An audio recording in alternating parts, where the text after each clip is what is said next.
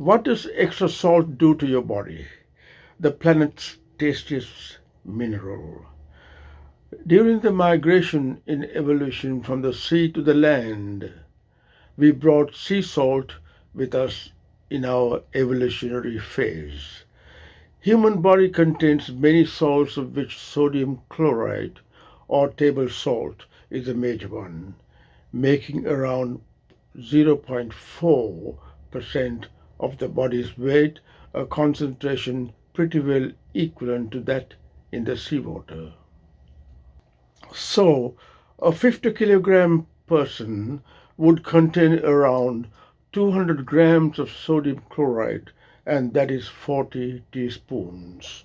Sodium is a mineral your body cells need to work normally. It helps efficient function of nerves and muscles. Salt is essential to health. We can't survive without it. Your body can't make it, and your cells need it for proper function, helps muscle and nerve functions, and keep the body cells hydrated. New dietary guidelines came out with an upper limit of recommendations is to consume 2300 milligrams of sodium daily, equivalent to 1 teaspoon. Our body needs only 500 milligrams to carry out body functions like muscle contractions and nerve transmissions. We lose sodium through sweat and urine. If this is not replenished, you might feel lightheaded and dizzy. It also helps to keep the right balance of fluids in your body with the help of proper functioning kidneys. If you suffer from chronic kidney failure or end stage renal disease, it will be hard for your body to balance your fluid volume with the right amount of sodium and keep the right balance.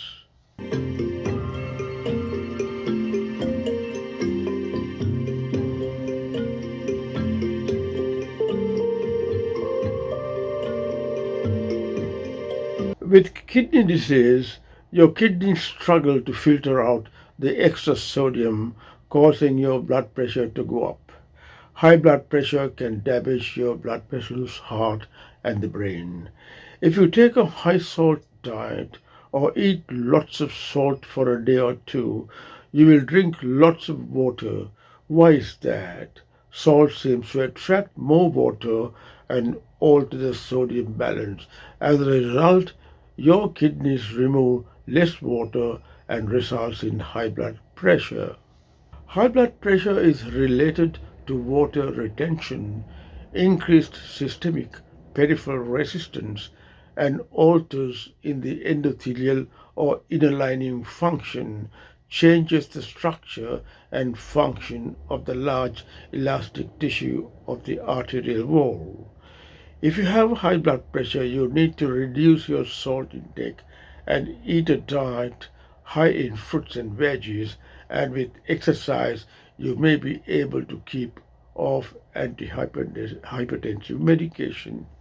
If you are healthy and kidneys function well, it is not a priority. In short, the current thinking is that if you don't have high blood pressure, the extra intake of salt does not produce high blood pressure. A study published in the American Journal of Hypertension analyzed data from 8,670 French adults and found that salt consumption wasn't associated with systemic blood pressure in either men or women after controlling factors like age. But we know that taking too much of salt in our diet harms the kidneys due to the increased blood pressure. Kidneys find it hard to remove excess fluid in your body too. You could have fluid retention, clinically shown as swelling in your legs, feet, and face. Excess salt intake can form kidney stones, which can cause severe loin pains, nausea, and difficulty in passing urine. Eating too much of salt, as mentioned, lead to high blood pressure, which is a major risk factor for heart disease and stroke. Added salt in your diet increases your fluid content in the blood vessels and creates an added burden on the heart in addition to the high blood pressure caused by excess dietary salt. It has been shown that a high intake of salt in your food and low consumption of fruit and veggies related to a low potassium intake, obesity, excess alcohol consumption, and lack of physical exercises can all contribute to the development of high blood pressure. People having a family history of high blood pressure, heart disease, and stroke must keep their salt intake as low as possible, much less than the recommended daily dose. Too much of eating salt in food leads ultimately to heart failure, osteoporosis, stomach cancers, and kidney disease. In June 2010, the National Institute for Health and Care Excellence NICE published a report on the prevention of cardiovascular disease which highlighted salt reduction as the number one priority as a cardiovascular preventive measure.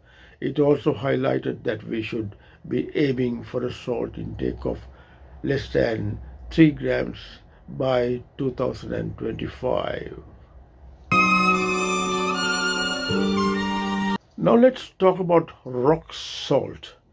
A team of scientists from the Department of Physics, Allahabad University, has found that rock salt, also called halite, is best suited for patients suffering from any form of kidney disorder. Rock salt or halite is also called evaporate because it is formed by the evaporation of saline water in partially enclosed basins. It is a rock rather than a mineral, and this is what makes it different to the salt on your table. It is found in underground deposits, in bedrock all over the world, where large extinct salt lakes and seas evaporated millions of years ago, leaving behind thick deposits of salt beds.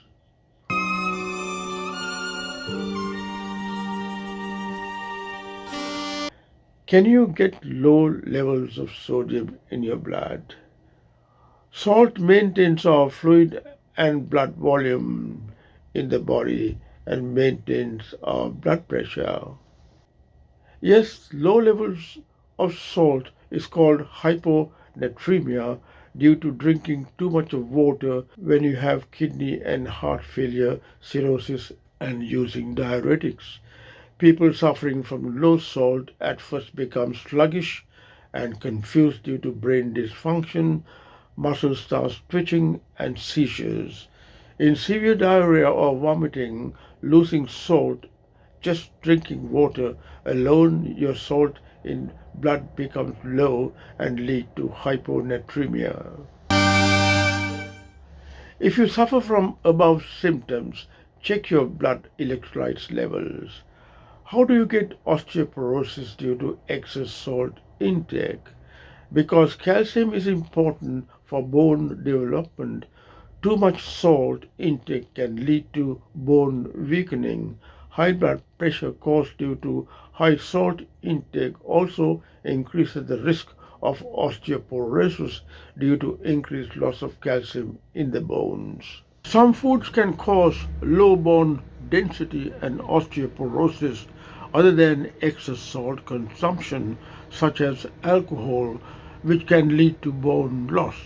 Eating too much of beans, legumes, wheat bran, vitamin A, and caffeine are the other foods that can cause loss of bone density. Salt is a major factor in controlling the amount of calcium in the urine. People with high risk of osteoporosis should limit their salt intake as mentioned before. This can be achieved by consuming less processed foods and checking labels before purchase. You need to increase your vitamin D intake. Zinc and copper also will help. Some foods are high in sodium, such as frozen foods, fast foods, and canned foods. Even the foods that don't taste salty can be high in sodium, such as cheese, lunch meats, cereals, and bread. Check the nutrition label on all packaged foods and choose foods with low sodium options. As a general rule, is to eat and drink less than 2,300 milligrams of sodium a day. When cooking at home, herbs and spices can add major flavor to all your favorites instead of salt. Drink more water and less soda and sports drinks.